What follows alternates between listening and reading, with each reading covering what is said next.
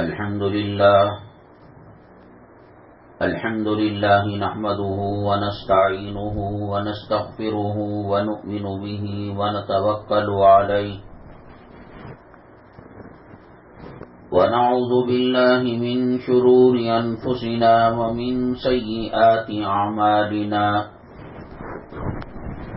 من يهده الله فلا مضل له ومن يضلله فلا هادي له ونشهد أن لا إله إلا الله وحده لا شريك له ونشهد أن سيدنا ومولانا محمدا عبده ورسوله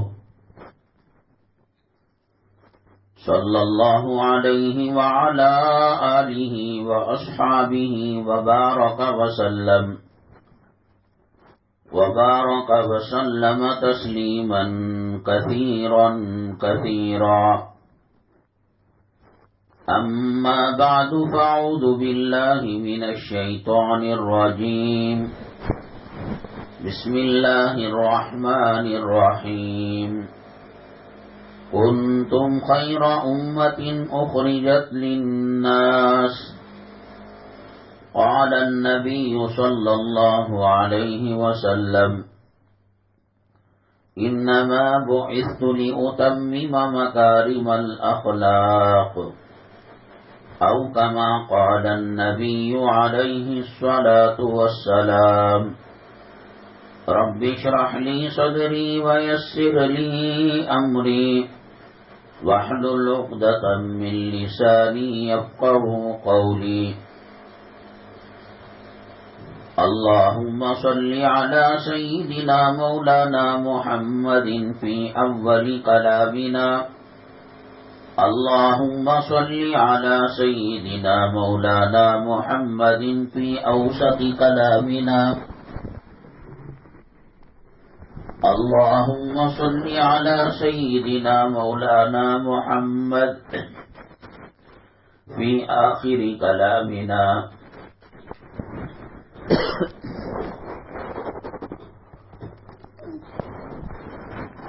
معزز اسلامی خواتین، اللہ تعالی نے قوموں کی ہدایت کے لیے، راہ راست پر آنے کے لیے، جہنم اور اللہ کے عذاب سے بچانے کے لیے 1.25 لاکھ کم و بیش پیغمبروں کو اللہ نے بھیجا دنیا میں۔ ان میں بعض پیغمبروں کا مقام بعض پیغمبروں کے مقابلے میں فضیلت کے اعتبار سے بہت بڑا ہے، اور ان تمام پیغمبروں میں سب سے اونچا مقام میرے اور آپ کے آقا سرور کونین، ساقی کوثر، شافی محشر، جناب محمد الرسول اللہ صلی اللہ علیہ وسلم کی ذات گرامی کا ہے۔ پیغمبروں کا جو مقام اور مرتبہ ہوتا ہے، اسی حساب سے اللہ تبارک تعالیٰ ان کی قوم کی فضیلت اور اس کی امت کا مقام اور درجہ طے کرتے ہیں۔ موسیٰ علیہ السلام جو مقام و مرتبہ رکھتے تھے، اسی حساب سے بنو اسرائیل کی فضیلتیں ہیں۔ حضرت عیسیٰ علی نبینا علیہ الصلاۃ والسلام کا جو مقام و مرتبہ ہے، اسی مناسبت سے عیسائیوں کا مقام و مرتبہ اور فضیلت ہے۔ چونکہ خاتم الانبیاء سرور کونین جناب محمد الرسول اللہ صلی اللہ علیہ وسلم کا مقام تمام پیغمبروں کے سردار ہیں، آپ تمام نبیوں کے، رسولوں کے سردار ہیں۔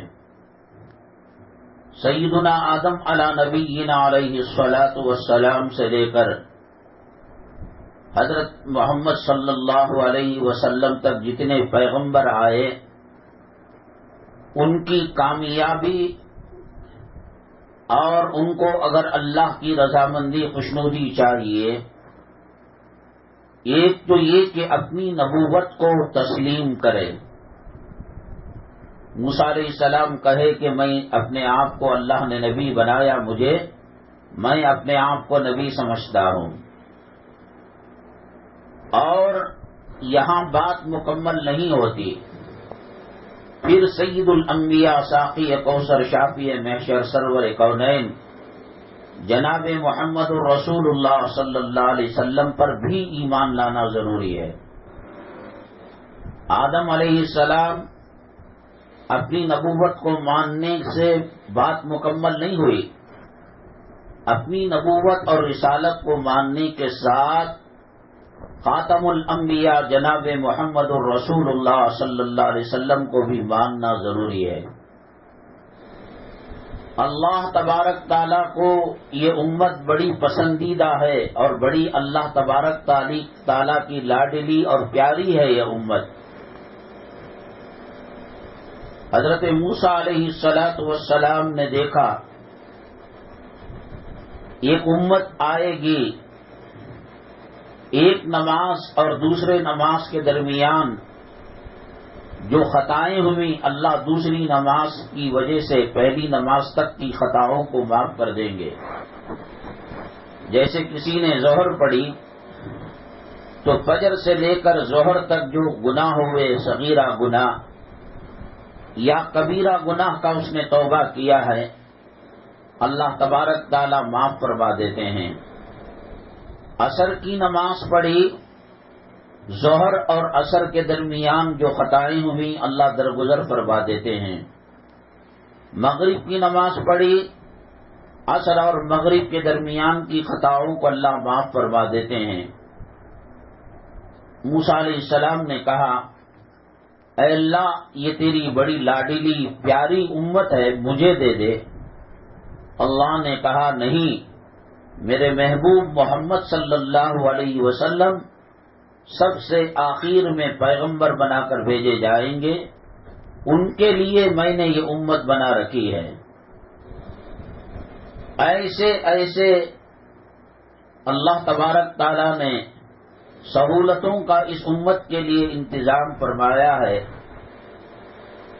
کسی اور امت کے لیے اللہ تعالیٰ کی طرف سے یہ رحمتیں، یہ برکتیں، یہ خاص عنایتیں، یہ شفقتیں، یہ پیار، یہ لاڑ اللہ تبارک تعالیٰ نے کسی اور کے ساتھ نہیں کیا ہے۔ کئی چیزیں ہیں، ساری زمین اللہ تبارک تعالیٰ نے امت محمدیہ صلی اللہ علیہ وسلم کے لیے نماز کے پڑھنے کی جگہ بنا دی۔ پہلے یہ ہوتا تھا کہ ایک مخصوص جگہ ہوتی، وہاں نماز پڑھی جاتی۔ اب کھلے میدانوں میں پڑھے، گھر میں پڑھے، سڑک پر پڑھے، جنگلوں میں پڑھے، بیابانوں میں پڑھے، پہاڑوں پر پڑھے، ضرورت پڑنے پر اللہ تبارک تعالیٰ قبول فرما لیتے ہیں۔ قربانیاں پہلے بھی دی جاتی تھیں، صدقے دیے جاتے تھے، لیکن اس کا طریقہ یہ تھا کہ پہاڑ کے اوپر غلے اور اناج کو رکھ دیا جاتا، قربانی کے جانور کو رکھ دیا جاتا۔ وہ قبول ہونے کی علامت یہ ہوتی کہ آسمان سے آگ آتی اور جلا دیتی۔ گائے، بکری، بھیڑ، بھینس جو بھی قربانی دیں یا صدقہ کریں، گیہوں، چاول، جو بھی، اس کو آگ جلا دیتی، اور جسے آگ نہیں جلاتی وہ یہ سمجھا جاتا کہ اس کی قربانی، اس کا صدقہ، اس کا خیرات قبول نہیں ہوا۔ اللہ تبارک تعالیٰ نے امت محمدیہ صلی اللہ علیہ وسلم کے لیے یہ فضیلت دی، یہ مقام دیا، یہ مرتبہ دیا کہ رشتہ داروں کو دیں، غریبوں کو دیں، یتیموں کو دیں، مسکینوں کو دیں۔ ان کی دعائیں ہمارے ساتھ شامل حال ہوگی۔ اگر آپ خاندان میں بہن کو، بہنوئی کو داماد کو، رشتہ داروں کو دیتے ہیں تو ان کے دلوں میں محبت بڑھتی ہے. پہاڑ پر رکھ کر آگ کا آ کر جلا دینا، اس میں کیا محبت بڑھے گی، کیا صلہ رحمی ہوگی، کیا دلوں کے اندر ہمدردی اور خیر خواہی پیدا ہوگی. آپ نے سنا ہوگا روزے دار جب روزہ رکھتا ہے تو پیٹ خالی ہونے کی وجہ سے بدبو آنے لگتی ہے. اللہ کو یہ امت اتنی لاڈلی اور پیاری ہے. ہمارے نواسے، ہمارے پوترے پوتریاں، ہمارے بچے، ہم ان کو گود میں اٹھاتے ہیں، سینے سے لگاتے ہیں. استنجا کر دے، گندگی کر دے، غلاظت کر دے، پاخانہ کر دے، نانا نواسی کو جھٹک کر پھینکتا نہیں ہے. دادا پوترا پوتری کو جھٹک کر پھینکتا نہیں ہے. ماں پھینکتی نہیں ہے، باپ پھینکتا نہیں ہے، کیونکہ انجانے کے اندر اس نے یہ کیا ہے. اور بچے کو پیار ہے تو ان چیزوں کی وجہ سے دل میں نفرت نہیں پیدا ہوتی. اللہ تبارک تعالیٰ کو یہ امت اتنی لاڈلی اور پیاری ہے. روزوں کی وجہ سے منہ سے جو بدبو نکلتی ہے، ہو سکتا ہے کہ خامن منہ پر ہاتھ رکھ لے بیوی کے قریب جا کر، بیوی قریب گئی اور وہ منہ پر ہاتھ رکھ لے، بچے ماں باپ کے سامنے جا کر منہ پر ہاتھ رکھ لے، ماں باپ بچوں کے قریب جا کر منہ پر ہاتھ رکھ لے. لیکن اللہ کو یہ امت اتنی پیاری ہے اور لاڈلی ہے، اور اللہ تعالیٰ اس درجے محبت فرماتے ہیں کہ آپ کہتے ہیں روزے دار کی منہ کی بدبو اللہ کو مشک و عنبر سے زیادہ پسندیدہ ہے. آپ بازار کے اندر کوئی چیز خریدنے جاتے ہیں، دکاندار سے پوچھا یہ فراق، یہ شرٹ، یہ کپڑا کتنے کا ہے؟ اس نے کہا کہ 500 روپیوں کا ہے. تو آپ نے کہا 5 روپے میں دے دو. وہ کہے گا دماغ خراب ہے، دیوانی ہاسپٹل میں ایڈمٹ ہو جاؤ، نمہاس کے اندر ایڈمٹ ہو جاؤ. امی جان، بہن، کہاں 500 روپے اور کہاں 5 روپے؟ آدھا بھی کرتی تو 250 روپے ہوتا، کچھ اور کم کرتی تو 200 روپے ہوتا. 5 کو 500 کو کیا لینا دینا ہے؟ کوئی نہیں مانتا اور اتنا ہو بھی نہیں سکتا. معراج میں اللہ تبارک تعالیٰ نے اس امت کو تحفہ دیا نماز کا، اور وہ کتنی نمازیں تھیں؟ 500 نمازیں تھیں. حضرت موسیٰ علیہ السلام راستے میں ملے، وہ سارا واقعہ آپ جانتی ہیں.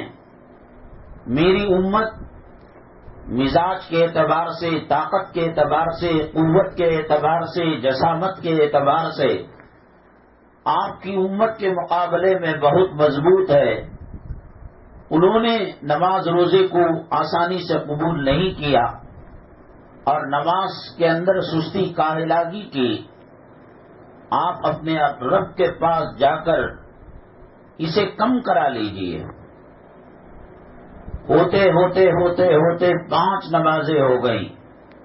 بتائیے کوئی 500 نمازوں کو 5 کے اندر کرتا ہے، وہ کتنا رحم کرنے والا، کرم کرنے والا، شفقت کرنے والا، محبت کرنے والا، مہربانی کرنے والا ہے. لیکن چونکہ اللہ نے کہہ دیا تو اللہ نے کہا اے محمد صلی اللہ علیہ وسلم، دی تو تھی 500 نمازیں اور ہو گئی 5 نمازیں. ما یبدل القول لدی وما انا بظلام للعبید. میں نے کہہ دیا تو اب میں پلٹوں گا نہیں. پڑھو گے 5 نمازیں اور 500 کا اجر میں مرحمت کروں گا. یہ اللہ تعالیٰ کا پیار ہے. یہ اللہ تبارک تعالیٰ بہت زیادہ محبت کرنے کی نشانی ہے. 500 کو 5 کیا اور 5 پڑھنے پر 500 کا اجر و ثواب اللہ تبارک تعالیٰ نے مرحمت فرمایا۔ قیامت کے دن اللہ تبارک تعالیٰ پیغمبروں سے پوچھیں گے کیا تم نے دعوت و تبلیغ کا فریضہ انجام دیا؟ پیغمبر کہیں گے اے اللہ ہم نے دعوت و تبلیغ کا فریضہ انجام دیا ہے۔ تو قومیں انکار کر دیں گی، کہیں گے کہاں نوح علیہ السلام کا زمانہ، ابراہیم علیہ السلام کا زمانہ، موسیٰ علیہ السلام کا زمانہ، کہاں دنیا اور کہاں عالم آخرت؟ ہم جیت جائیں گے جھوٹی بات کہہ کر۔ وہ کہیں گے اللہ تبارک تعالیٰ سے نہیں بھائی، نوح نے تو ہم تک دعوت کا پیغام نہیں پہنچایا۔ امت محمدیہ صلی اللہ علیہ وسلم گواہی دیں گے اور کہیں گے اے اللہ تمام پیغمبروں نے اپنا فریضہ انجام دیا ہے، دعوت و تبلیغ کا کام مکمل کیا ہے۔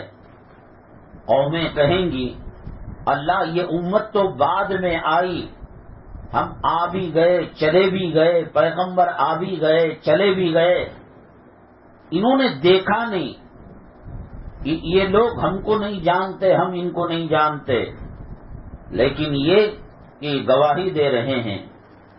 گواہی آنکھوں سے دیکھی ہوئی چیز کی، یقینی امور کی، یقینی معاملات کی دی جاتی ہے۔ انہوں نے دیکھا نہیں، وہ زمانے میں تھے نہیں، کیسے گواہی دیں گے؟ اللہ کہیں گے کہ بات تو صحیح ہے، اے پیغمبر محمد صلی اللہ علیہ وسلم کی امتیوں کیسے گواہی دے رہے ہو؟ وہ کہیں گے یقیناً ان کا کہنا صحیح ہے کہ ہم نوح کے زمانے میں نہیں تھے، شیش کے زمانے میں نہیں تھے، موسیٰ اور ہارون علیہم الصلاۃ و تسلیم کے زمانے میں نہیں تھے، لیکن ہمارے آقا دو عالم صلی اللہ علیہ وسلم نے بتایا کہ پیغمبروں نے دعوت و تبلیغ کا فریضہ مکمل انجام دیا ہے، اور اللہ کے نبی صلی اللہ علیہ وسلم کی بات آنکھوں سے دیکھی ہوئی چیز اور کانوں سے سنے ہوئے معاملات کے مقابلے میں زیادہ سچی ہے۔ تو یہ گواہی اللہ تبارک تعالیٰ اور قوموں کے حق میں امت محمدیہ صلی اللہ علیہ وسلم کی قبول فرمائیں گے۔ یہ امت دنیا میں آنے کے اعتبار سے سب سے آخر میں آئی ہے، لیکن قیامت میں اگر کسی کا فیصلہ ہو جاتا ہے اور جنت میں جانے اس کا طے ہو جاتا ہے، جب وہ جنت میں جانا چاہیں گے، وہاں کے جو دربان ہیں جن کا نام ہے رضوان، وہ گیٹ میں داخل ہونے نہیں دیں گے، کہیں گے اللہ آپ نے نام اعمال ہمارے سیدھے ہاتھ میں دے دیا، جنتی ہونے کا فیصلہ کر دیا، جہنم میں نہ جانے کا فیصلہ کر دیا، یہ دیکھو واچ مین ہیں، دربان ہیں، رضوان ہمیں جانے نہیں دیتے۔ اللہ تبارک تعالیٰ کہیں گے رضوان ان کا فیصلہ ہو چکا، کیوں نہیں جانے دے رہے ہو؟ وہ کہیں گے اللہ آپ ہی نے تو کہا تھا، میری عزت کی قسم، میری جلالت کی قسم، کوئی قوم کا امتی جنت میں اس وقت تک قدم نہیں رکھے گا جب تک کہ محمد صلی اللہ علیہ وسلم کی امت جنت میں چلی نہ جائے۔ اللہ اکبر، کیا مقام ہے، کیا مرتبہ ہے، اور کیا اس کی فضیلت ہے، کیا اس کی خوبی ہے۔ آئی آخر میں اور سب سے پہلے جنت میں جائے گی، اور جنت میں یہ گئے بغیر کوئی دوسرا امتی نہیں جائے گا۔ میری مائیں اور بہنیں، مجھے امت محمدیہ کی خصوصیات، فضیلتوں کو اجاگر کرنا نہیں ہے، اللہ کے قرآن نے ٹائٹل دے دیا، اللہ تبارک تعالیٰ کے کلام پاک کے اندر آیت آ گئی، کنتم خیر امت اخرجت للناس۔ اب تک جو امتیں آئیں اور جو قومیں آئیں، جو پیغمبروں کو ماننے والے آئے، ان میں سب سے افضل اور سب سے بہترین خیر امت امت محمدیہ صلی اللہ علیہ وسلم ہے۔ میں کیا بتاؤں اللہ کے نبی صلی اللہ علیہ وسلم کے صحابہ اور آپ کی امت کو نبی کریم صلی اللہ علیہ وسلم کے صدقے میں برکتوں سے کیا کیا انعامات ملے ہیں۔ کوئی قوم اللہ کی نافرمانی کرتی، کوئی قوم اللہ تبارک تعالیٰ کے پیغمبروں کی نافرمانی کرتی، آپ نے دیکھا کہ ان کا انجام کیا ہوا ہے۔ قارون نے حضرت موسیٰ علیہ السلام پر تہمت لگائی اور زنا کا الزام لگایا، اللہ تبارک تعالیٰ مال کے ساتھ اس کو زمین میں دفن کر دیا، نمرود کو ہلاک کر دیا، شداد کو جنت میں داخل ہونے نہیں دیا، ابرہا کو ابابیل ایک چھوٹی سی چڑیا ہے، اس کے ذریعے سے ابرہا ہاتھیوں کے ساتھ آیا تھا، تباہ کر دیا، برباد کر دیا۔ ہر پیغمبر کو اللہ تبارک تعالیٰ ایک چوائس دیتے ہیں، ایک سلیکشن دیتے ہیں کہ اگر تم کو قوم بہت ستائے، دعوت و تبلیغ کا فریضہ مکمل ہو جائے اور ماننے کے لیے تیار نہ ہو تو آپ بددعا کے طور پر یہ دعا استعمال کر سکتے ہیں۔ تمام پیغمبروں نے دنیا میں اپنی عذاب شدہ قوموں کی تباہی اور بربادی، اپنے اور اللہ کے نافرمان بندوں کی تباہی بربادی کے لیے بددعا کر دی۔ نوح علیہ السلام نے بددعا کی، طوفان نوح کے اندر تمام تباہ برباد ہو گئے۔ 950 برس جو دعوت و تبلیغ کی، صرف 80 مسلمان مل سکے ان کو۔ حضرت موسیٰ علیہ السلام نے بددعا دی، فرعون ظالم جابر جھوٹا خدائی کا دعویٰ کرنے والا، ماؤں کے گودوں کے اندر لڑکوں کو مارنے والا، اس کے عذاب کے اندر بنو اسرائیل مبتلا ہو گئی۔ لوط علیہ السلام پر پتھروں کی برسات ہوئی اور زمین کو آسمان کے اتنے قریب لے جایا گیا کہ زمین کے مرغے بانگ دیتے تو آسمان کے فرشتے اس کو سنا کرتے تھے، اور پھر وہاں سے اس کو الٹ پلٹ کر دیا۔ قوم عاد کو تباہ کیا، قوم سمود کو تباہ کیا، قوم شعیب کو تباہ کیا۔ تقریباً ہر پیغمبر دنیا کے اندر اس کا استعمال کر کر اپنی قوم کے جو نافرمان اور بددین لوگ تھے ان کے عذاب کے لیے استعمال فرما لیا۔ اللہ کے نبی جناب محمد الرسول اللہ صلی اللہ علیہ وسلم کو بھی اختیار دیا گیا۔ آپ نے دنیا میں اس کو استعمال نہیں کیا، کسی قوم کو بندر بنا دیا گیا اور کسی قوم کے چہروں کو مست کر دیا گیا، کسی کو زمین میں دھسا دیا گیا۔ اللہ کے نبی صلی اللہ علیہ وسلم کو کتنا نہیں ستایا گیا۔ آپ نے فرمایا، مجھے جتنا ستایا گیا اللہ کے راستے میں کسی اور پیغمبر کو اتنا نہیں ستایا گیا۔ آپ بھی اس کو استعمال کر سکتے تھے، اور آپ کے نافرمان، آپ کا دل جلانے والے، آپ کی سنتوں کی توہین کرنے والے اگر وہ ہاتھ اٹھائیں ان کے چہرے کتوں کی طرح ہو جائیں گے، خنزیر کی طرح ہو جائیں گے، جانور کی طرح ہو جائیں گے۔ طائف کی سرزمین کے اندر اللہ کے نبی صلی اللہ علیہ وسلم کے ساتھ کیا معاملہ پیش آیا؟ اللہ تعالیٰ نے پہاڑوں کو کہا، جاؤ میرے محبوب صلی اللہ علیہ وسلم کے پاس، زخم تازہ ہیں، خون رس رہا ہے، قسم پرسی کی حالت ہے۔ ایسے میں پہاڑوں پر متعین فرشتے آئے اور کہا، اے محمد صلی اللہ علیہ وسلم، اگر آپ چاہیں پہاڑوں کو چکی بنا کر اس قوم کو تباہ اور برباد کر دیں، ان کے وجود کو ختم کر دیں۔ اللہ کے نبی صلی اللہ علیہ وسلم نے فرمایا، اللہ نے مجھے رحمت للعالمین بنا کر بھیجا ہے، زحمت بنا کر نہیں بھیجا۔ آج اگر یہ ایمان نہیں لائیں گے کم سے کم ان کی نسلیں تو مسلمان ہوں گی۔ میری مائیں اور بہنیں، آج اگر طائف سرسبز و شاداب ہے، آج اگر طائف کے اندر مسجدوں میں اذان اور نماز پڑھی جاتی ہے، آج اگر طائف کی سرزمین کے اندر کلام اللہ کی تلاوت کی جاتی ہے، آج اگر طائف کی سرزمین کے اندر رمضان کے روزے رکھے جاتے ہیں، آج اگر طائف کی سرزمین کے اندر ذکر اللہ کے حلقے لگتے ہیں، دعوت و تبلیغ کا فریضہ انجام دیا جاتا ہے، میری مائیں اور بہنیں، میرے اور آپ کے آقا کائنات کے مولا سرور کونین جناب محمد الرسول اللہ صلی اللہ علیہ وسلم کی دعا کا صدقہ ہے۔ اگر اللہ نے پہاڑوں کے فرشتوں کو بھیجا، آپ کہتے صفحہ ہستی سے، دنیا کے نقشے سے، ورلڈ میپ سے طائف کا وجود ختم ہو جاتا، طائف کی تاریخ اور ہسٹری ختم ہو جاتی۔ اللہ کے نبی صلی اللہ علیہ وسلم نے اس دعا کے چوائس کو، اختیار کو قیامت کے دن کے لیے اٹھا کر رکھ لیا۔ جب پیغمبر نفسی نفسی کے عالم میں ہوں گے، سورج ایک ہاتھ کے برابر ہوگا۔ میری مائیں اور بہنیں، یہ گرمی کیوں آتی ہے؟ مکے میں گرمی، مدینے میں گرمی، نارتھ انڈیا میں گرمی، یہ تو اللہ کا کرم ہے کہ بنگلور کا جو ویدر ہے اور بنگلور کا جو موسم ہے وہ معتدل ہے، نہ سردی زیادہ آتی ہے نہ گرمی زیادہ آتی ہے۔ اللہ کی رحمتیں برس رہی ہیں، ہم اللہ تعالیٰ کا شکر ادا کرنا چاہیے۔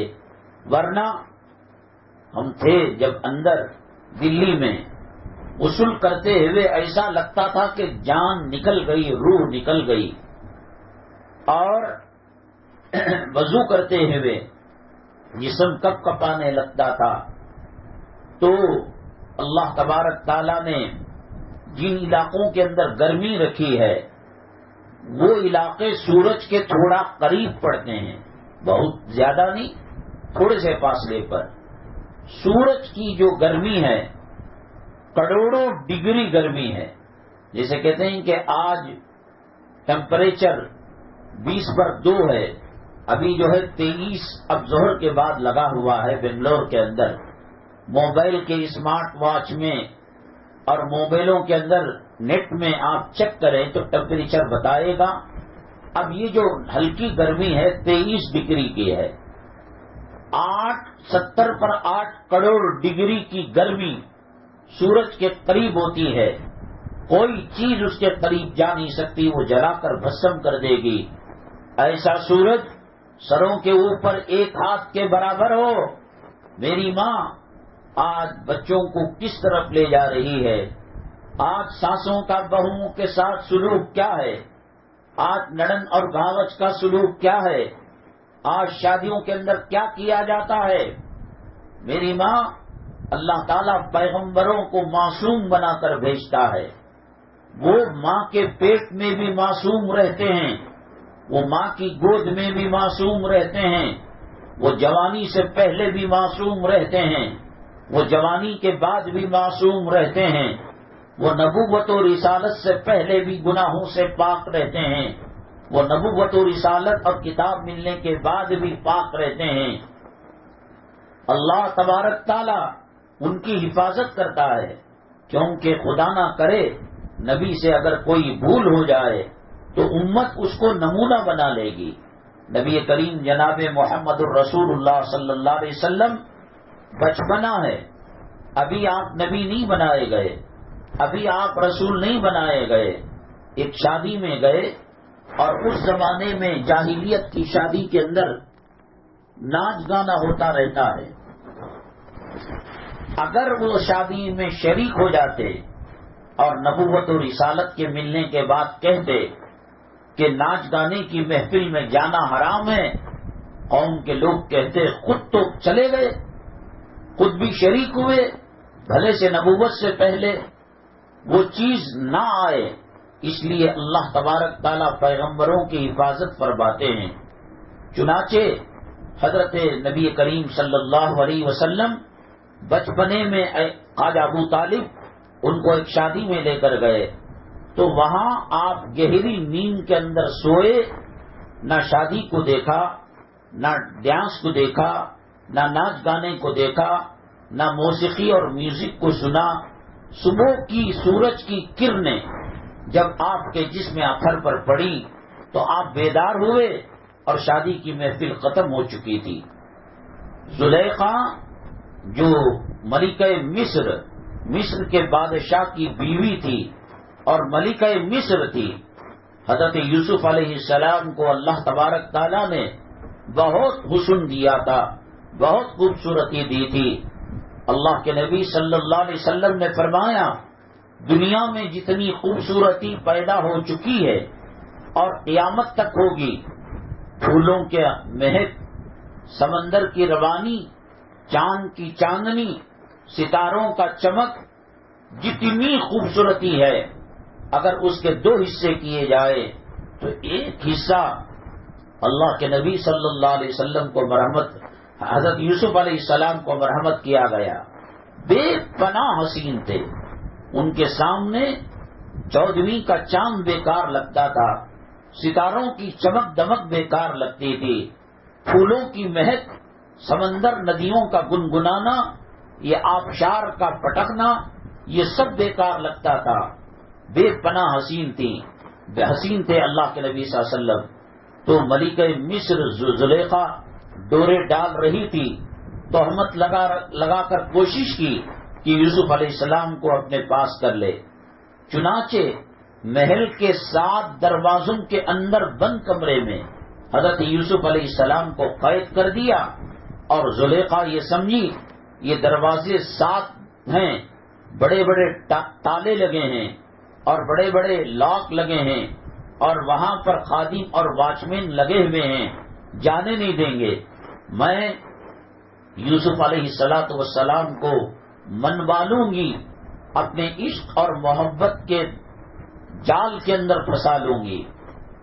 اللہ تبارک تعالیٰ پیغمبروں کو جو بناتا ہے وہ الگ سے مٹیریل کے لیے نہیں بناتا، جو انسان ہوتے ہیں اس میں اچھی مٹی سے پیغمبروں کو بناتا ہے۔ قرآن شریف کہتا ہے وَلَقَدْ هَمَّتْ بِهِ وَهَمَّ بِهَا لَوْلَا أَن رَأَىٰ بُرْهَانَ رَبِّهِ۔ بند کمرے میں زلیخا نے جب ڈورے ڈالے، حضرت یوسف علیہ السلام انسان تھے، ایک انسان بہت بھوکا ہو، پیاسا ہو، ریگستان میں سفر کر رہا ہو، 40 پر 2 ڈگری گرمی ہو، پانی نہ ہو، اور ایک آدمی جو ہمارے ساتھ ٹرین میں سفر کر رہا ہے، بس میں، کار میں سفر کر رہا ہے، ٹھنڈا شربت پیتا ہے، روح افزا پیتا ہے، تو ہماری طبیعت کا اس طرف مائل ہونا ایک نیچرل مسئلہ ہے، ایک فطری مسئلہ ہے، اس میں کوئی گناہ کی بات نہیں ہے۔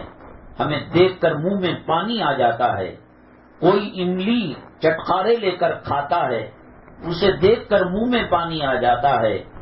پیغمبر بشریت کے تقاضوں سے بھرے پڑے ہیں، بشر بھی ہیں، افضل البشر ہیں اور افضل الخلائق ہیں، لیکن انسان کی جو خصوصیات ہیں، استنجا کرنا، واش روم کو جانا، مار لگی تو مار پڑنا، نبی کریم صلی اللہ علیہ وسلم کو طائف میں مار پڑی نہیں پڑی، خون آیا نہیں آیا، نہیں یہ پیغمبر ہیں، ان کو سورج کی گرمی نہیں لگتی، ان کو سوچ نہیں لگتی، ان کو بھوک نہیں لگتی، یہ مسئلہ نہیں ہے۔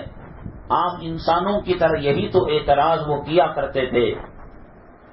کفار مکہ، مشرکین مکہ، اللہ کو پیغمبر بھیجنا ہوتا، روم قیصر و کسریٰ کے بڑے بادشاہوں کے دربار سے پیغمبر بھیجتا، بڑے شہروں سے پیغمبر بھیجتا۔ مکہ ایک چھوٹا علاقہ ہے، مدینہ ایک چھوٹا علاقہ ہے، اور اس کا نام یثرب ہے، اور موت اس کا نام ہے، جو جاتا ہے بیماریوں کے اندر مبتلا ہو جاتا ہے۔ سورہ فرقان میں اللہ نے ان کے ارادوں کا ذکر کیا۔ یہ کیسا پیغمبر ہے، بازاروں میں گھومتا ہے، پھرتا ہے، کھاتا ہے، پیتا ہے۔ تو بشری انسانی جو تقاضے ہوتے ہیں وہ پیغمبر کو بھی لاحق ہوتے ہیں، ان کو سونا بھی پڑتا ہے، ان کو مار بھی پڑتی ہے، پسینہ بھی نکلتا ہے، استنجا مبارک بھی نکلتا ہے۔ تو چنانچہ زلیخا نے جب بند کمرے میں رکھ لیا، ڈورے ڈالنے لگی، انسان ہونے کے ناطے گناہ کا ارادہ نہیں کیا اور ان سے ملاقات کا ارادہ نہیں کیا. انسان ہونے کے ناطے دل کے اندر بات آئی کہ چلو شادی کر لینے میں کیا برا ہے. اللہ تعالیٰ کو یہ منظور نہیں تھا. قرآن شریف میں اللہ نے فرمایا وَلَقَدْ هَمَّتْ بِهِ وَهَمَّ بِهَا لَوْلَا أَن رَّأَىٰ بُرْهَانَ رَبِّهِ. آج مسلمان نسلوں کو اپنے ہاتھوں سے مسلمان تباہ برباد کر رہے ہیں. چند سکوں کے خاطر، چند روپیوں کے خاطر لڑکی جب گھر سے باہر نکلتی ہے، یہ میرے ابا، میرے استاد، میرے مدرسے کے محتمم کا قول نہیں. اللہ کے نبی صلی اللہ علیہ وسلم نے فرمایا اذا خرجت المرأة من بیتها استشرفها الشیطان. عورت جب گھر سے نکلتی ہے تو شیطان اس کے اوپر سوار ہو جاتا ہے اور گلی میں آنے جانے والے انسانوں کو زنا کی دعوت دیتا ہے. سافٹ ویئر کمپنی کے اندر جانا، لڑکیوں کا ملازمت کرنا، ڈیوٹی کرنا، پیسہ کمانا. ارے اللہ کی بندیوں، دماغ کو کسی نے چاٹ لیا. ایک عورت کے پاس روپیہ ہے، ایک عورت کے پاس پیسہ ہے، ایک عورت کے پاس پراپرٹی دولت ہے، ایک عورت کے پاس صحت اور جوانی ہے، ایک عورت کے پاس حج کو جا کر آنے کی طاقت اور استطاعت ہے. شریعت نے کہا مرتی مر جائے گی مگر بغیر محرم کے تو حج نہیں کر سکتی، عمرہ نہیں کر سکتی. اللہ کے دربار میں جانے کے لیے باپ کی انگلی پکڑنی پڑے گی، بیٹے کی انگلی پکڑنی پڑے گی، بھائیوں کو ساتھ لینا پڑے گا. حج کے مقابلے میں عزت بڑی چیز ہے، عصمت بڑی چیز ہے، عفت و پاک دامنی بڑی چیز ہے. لعنت ہے ایسے ایجوکیشن پر، لعنت ہے ایسی تعلیم پر، لعنت ہے ایسی تہذیب اور کلچر پر جو حیا کا جنازہ نکالتے ہو، جو شرم کا جنازہ نکالتے ہو. میری ماں اللہ کے نبی صلی اللہ علیہ وسلم حضرت سیدنا عمر بن الخطاب کو مانگ کر لیا تھا، اللہ اسے ہدایت دے دے، اسے کلمہ دے دے، اسے مسلمان بنا دے. حضرت عمر گھر سے نکلے تھے رضی اللہ تعالیٰ عنہ آقا کو قتل کرنے کے لیے، آقا کا مرڈر کرنے کے لیے. وہ بہنوی کے گھر درمیان میں تھا. کسی نے کہا عمر تلوار لیے کہاں جا رہے ہو؟ کہا نہ بجے بانس نہ بجے گی بانسری، میں محمد صلی اللہ علیہ وسلم کو قتل کرنے جا رہا ہوں. تو کہا پہلے تو اپنی بہنوی کی خبر لے لو، وہ تو مسلمان ہو چکے ہیں. بہرحال وہاں ایک واقعہ پیش آیا اور پھر مسلمان ہو کر حضرت عمر بن الخطاب رضی اللہ تعالیٰ عنہ مسلمان ہونے کے ارادے سے آقا کے پاس تشریف لے گئے. اور دین اسلام کے اندر پیغمبروں کے بعد سب سے اونچا مقام حضرت سیدنا صدیق اکبر رضی اللہ تعالیٰ عنہ کا ہے. اس کے بعد سب سے اونچا مقام حضرت سیدنا عمر بن الخطاب رضی اللہ تعالیٰ عنہ کا ہے. تمام پیغمبروں کے بعد، صدیق کے بعد افضل مقام حضرت سیدنا عمر بن الخطاب رضی اللہ تعالیٰ عنہ کا ہے. نبی صلی اللہ علیہ وسلم نے مانگ کر لیا تھا، دعائیں کر لی تھی. تمام صحابہ اللہ کی ہدایت پر آ گئے تھے، لیکن اللہ کے نبی صلی اللہ علیہ وسلم نے حضرت عمر کو مانگا تھا اسلام کے لیے، کعبے کے لیے اور ریاض الجنہ کے لیے. اور آپ نے فرمایا لو کان بعدی نبی لکان عمر. عمر کا وہ مقام و مرتبہ ہے کہ میرے اوپر نبوت اور رسالت ختم نہ ہوتی، اللہ تبارک تعالی حضرت عمر کو نبی بنا دیتا اور پیغمبر اور رسول بنا دیتا. مزاج میں شدت تھی، مانگا تھا مدینہ طیبہ کی موت. ہم مانگتے ہیں امیر سے، بادشاہ سے، ہم مانگتے ہیں کروڑ پتی سیٹھ سے، تو وہ اپنی حیثیت کے مطابق دیتا ہے، کنجوسی کرتا ہے، بخل کرتا ہے. اللہ سے ہم مانگتے ہیں، اللہ اپنی سخاوت اور اللہ تبارک تعالی اپنی شان رحیمی اور شان کریمی کے ساتھ مرحمت فرماتے ہیں. ہم جھوپڑی مانگتے ہیں، اللہ محل دے دیتا ہے. ہم ذرہ مانگتے ہیں، اللہ پہاڑ دے دیتا ہے. ہم پانی مانگتے ہیں، اللہ سمندر اور ندیاں دے دیتا ہے. ہم اپنے گناہوں کی معافی مانگتے ہیں، اللہ تعالیٰ جنت کے تمام دروازوں کو کھول دیتا ہے۔ وہ عمر الخطاب جن کا محل جنت کے اندر تیار پہلے ہی سے ریڈی تھا، وہ عمر الخطاب جو زمین پر چلتے تھے، آسمان سے وحی آتی تھی، آسمان سے احکامات آتے تھے، کئی جگہوں کے اندر اللہ نے حضرت عمر الخطاب کی تائید کی ہے۔ رئیس المنافقین، منافقوں کا سردار ابی بن سلول جب مر گیا، بیٹے کو معلوم میرا باپ منافقوں کا سردار تھا، میرا باپ نبی سے غداری کیا کرتا تھا، میرا باپ اسلام سے غداری کیا کرتا تھا، میرے باپ رسول پاک صلی اللہ علیہ وسلم کی زوج مطہرہ حضرت عائشہ صدیقہ رضی اللہ تعالیٰ عنہا پر غلط کام کی تہمت لگانے والا تھا، لیکن اسے معلوم تھا کہ یہ جب جیسے ہی قبر کے اندر جائے گا، سام بچو جہنم کی آگ اس کو تباہ کر دے گی، برباد کر دے گی۔ اسے معلوم تھا اس کی تباہی بربادی یقینی ہے، تو چنانچہ باپ ہونے کے ناطے دل کے کسی گوشے کے اندر رحمت کا عنصر تھا، محبت تھی، شفقت تھی۔ اللہ کے نبی صلی اللہ علیہ وسلم کے پاس گئے صحابی، وہ ان کے بیٹے مسلمان تھے ابی بن سلول کے، کہا میرے باپ بہت ہو چکا ہے، ایک مرتبہ ایک یہودی سے آپ نے قرض لیا تھا اور 1 مہینہ 10 دن کا ٹائم کچھ لیا تھا، وہ وقت سے پہلے بیچ بازار کے اندر آپ کا دامن پکڑ کر آپ کو رسوا کرنے لگا اور آپ کو شرمندہ کرنے لگا۔ میرا باپ یقیناً منافق تھا، لیکن اس وقت اس نے آپ کی مدد کی، تعاون کیا اور یہودی کا منہ بند کر دیا، قرضہ ادا کر دیا۔ قرآن کہتا ہے هل جزاء الاحسان الا الاحسان، احسان کا بدلہ تو احسان ہوتا ہے۔ میرے محبوب، میرے آقا، میرے باپ نے آپ پر ایک وقت پر احسان کیا تھا، آج وہ مر چکا ہے، آپ کے جسم اطہر کو لگی ہوئی جو چادر مبارک ہے وہ دیجئے، میں اس کو کفن بنا کر میرے باپ کو قبر کے حوالے کروں گا۔ ہم ہوتے کہ ہماری بیویوں پر تہمت لگانے والا، ہمیں تکلیف دینے والا، ہمیں بدنام کرنے والا ایک پل ہمارے آنکھوں میں بھائے گا نہیں، نہ اس کی خوشی میں جائیں گے، نہ شادی میں جائیں گے، نہ موتا میں جائیں گے۔ قربان ہو رحمت للعالمین صلی اللہ علیہ وسلم پر دشمنوں کے ساتھ کیا معاملہ کیا۔ آپ آخر وقت تک کوشش کرتے رہے ابو جہل جنتی بن جائے، ابو لہب جنتی بن جائے، ادبا جنتی بن جائے، شیبہ جنتی بن جائے، کفار جنت میں چلے جائے مسلمان ہو کر۔ اللہ نے کہا لعلک باقع نفسک علی آثارہم ان لم یؤمنوا بہذا الحدیث اسفا، میرے محبوب کیوں تو تڑپتا ہے، بلکتا ہے، راتوں کو روتا ہے، پریشان ہوتا ہے کہ اگر وہ ایمان نہ لائیں۔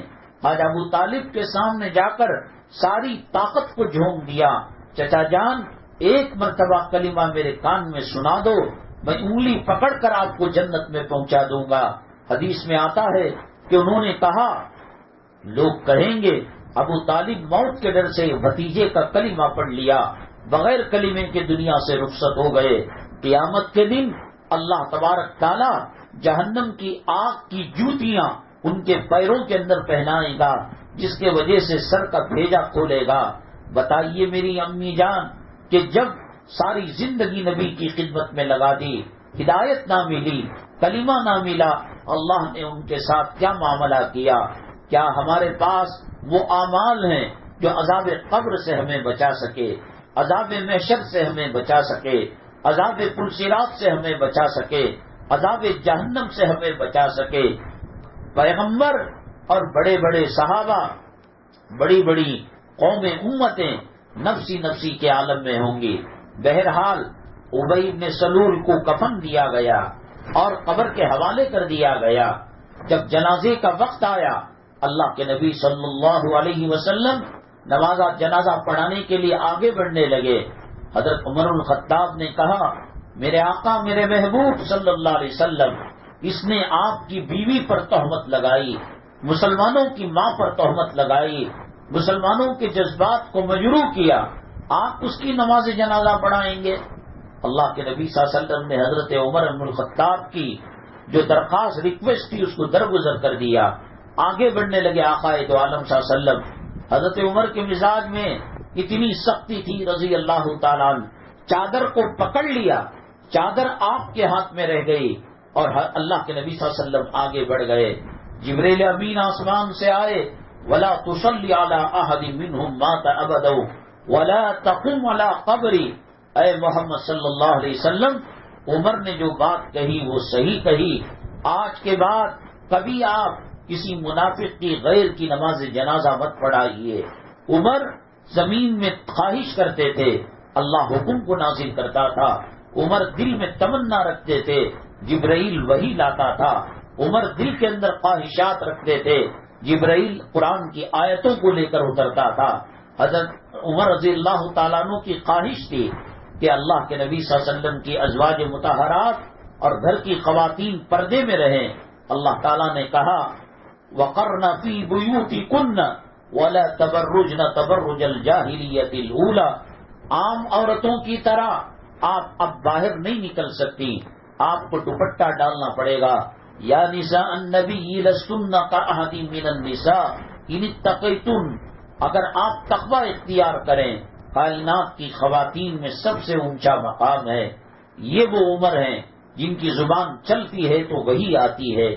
یہ وہ عمر ہیں جو ارادہ کرتے ہیں, اللہ تبارک تعالیٰ قرآن کا حصہ ان ارادوں کو بنا دیتا ہے.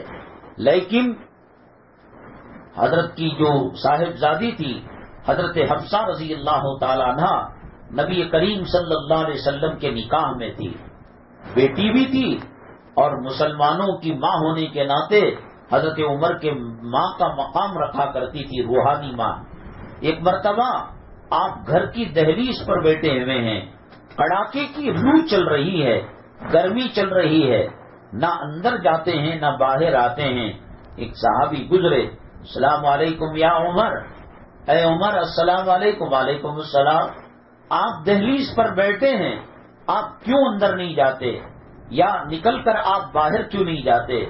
اللہ اکبر. میری ماں اور بہنیں جو یہ کہتے ہیں ہماری بچی ڈیوٹی کو جاتی ہے, گورنمنٹس کو جاتی ہے, سافٹ ویئر امریکن یورپی کمپنیوں کو جا کر ڈالر کماتی ہے, دینار و درہم کماتی ہے, اللہ اکبر.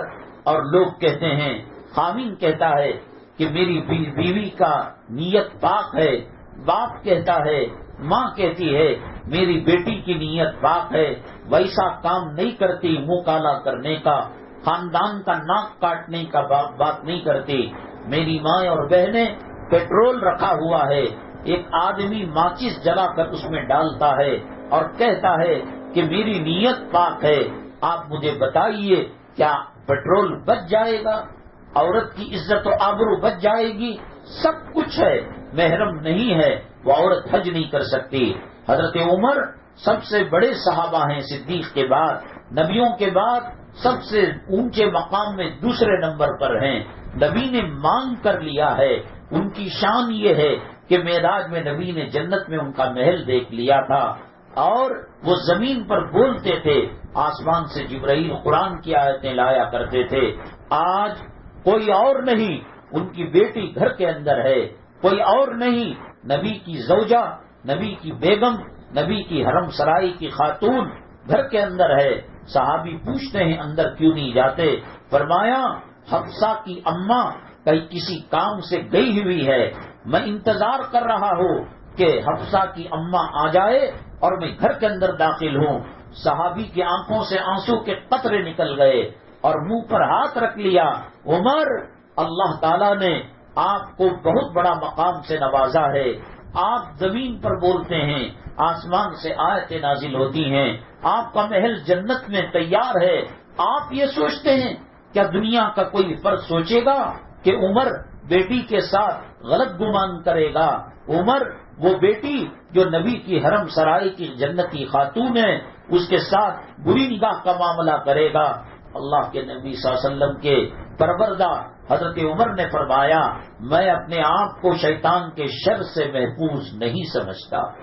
بھیک مانگ کر کھا لے, صدقہ زکات لے کر کھا لے, بیت المال کا مال لے کر کھا لے, لیکن شریعت اس بات کی ہرگز اجازت نہیں دیتی کہ غیر محرموں کے مجمع کے اندر خاتون جائے۔ میری مائیں اور بہنیں، اللہ تبارک تعالیٰ نے ہمیں جو نعمتیں مرحمت فرمائی ہیں اس میں پردہ ہے، شرم ہے، حیا ہے، عصمت و عفت اور پاک دامنی ہے۔ بتائیے اللہ کے نبی صلی اللہ علیہ وسلم کے زمانے میں عورتیں مسجد میں نماز پڑھا کرتی تھی، آج کیوں نہیں جا رہی ہیں؟ حضرت عمر بن الخطاب نے کہا، امی جان عائشہ صدیقہ رضی اللہ تعالیٰ عنہ نے فرمایا، میرے آقا میرے مولا آج کے زمانے میں ہوتے، کون سی صدی میں حضرت عائشہ تھی؟ حضرت عمر بن الخطاب کون سے زمانے میں تھے؟ نیٹ نہیں تھا، موبائل نہیں تھا، چیٹنگ نہیں تھا، میل نہیں تھا، ریڈیو نہیں تھا، ٹرانسسٹر نہیں تھا، واکی ٹاکی نہیں تھا، سیٹلائٹ نہیں تھا، انٹرنیٹ نہیں تھا، رابطہ کرنے کی کوئی شکل نہیں تھی۔ ایک جگہ سے دوسری جگہ پرچی پہنچانے کے لیے کبوتر سے کام لیا جاتا تھا، وہ 2-2.5 مہینے کے اندر منزل کو جایا کرتا تھا۔ ایسے زمانے کے اندر جب خیر القرون کا زمانہ تھا، صحابہ کے انوار و برکات برس رہی تھی زمین پر، آسمان کے فرشتے غیرت کر رہے تھے ان کے تقوی طہارت پر۔